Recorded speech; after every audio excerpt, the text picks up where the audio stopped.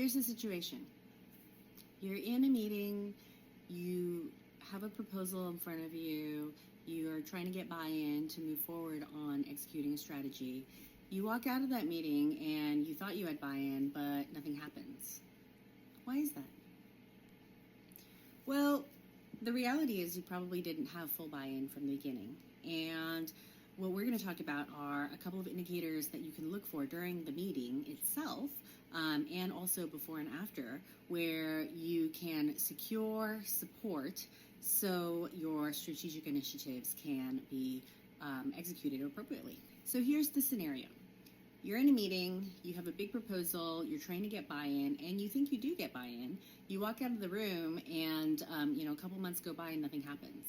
What happened? Here's the thing. When you're in that type of situation, typically people are going to be more formal and polite than combative and challenge because they want to move on to the next meeting. They don't know when they're going to need your help in the future. So it's going to be up to you to figure out what those clues are and understand just whether or not you truly have support from the people who are in the room, your stakeholders. So you're really looking for 4 signals. And these signals you want to be looking for, heading in those pre-conversations, during the meeting and during your presentation, as well as afterwards, right?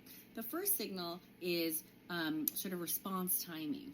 How enthusiastic someone is about the work that you're proposing happens, whether or not they're pausing a lot and being very contemplative, whether or not they're being thoughtful in their questions and responses.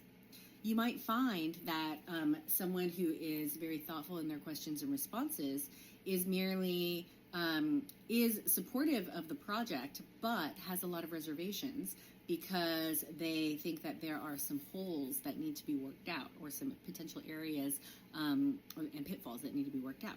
That's fine, but work through those things before you get to the decision point. The second signal that I think is really important to look out for are the question patterns. Someone that is more supportive than not of your work or your initiative is going to ask things around timing. When is this going to happen? How does this impact another project that's going on?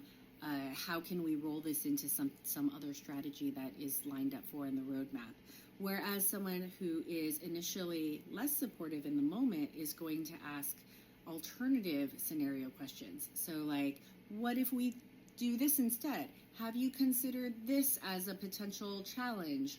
And so they're really trying to sort of continue to poke holes in it until they feel fully comfortable in supporting, or if they have ulterior plans for those resources, then you probably want to know that before you get to some sort of decision point. The last thing that I think is a really big signal in these conversations is follow-up behavior. So if someone is in the session, they're really excited about it, they're going to want to know what role they need you to play in order to bring this to success. What do you need from me? How can I help? Do you need me to help you draft? You want me to, give you feedback by next week? I can do that, right? But someone who's less supportive is going to wait to be assigned things, and then they may not even follow through on that. You may need to be project managing that person in order to get all of those items done. And so, a really easy way, especially when you're talking to a team of folks, or talking about work that involves collaboration, when thinking about how much buy-in you actually have for a proposal, is looking at how many people are excited to actually work on this initiative with you. So think about your last team meeting. Think about the last time you had to pitch a project. Were people just being polite? Or were they enthusiastically supportive? Were they trying to, cautiously move forward? How do your team managers and teammates react to how you present information and projects?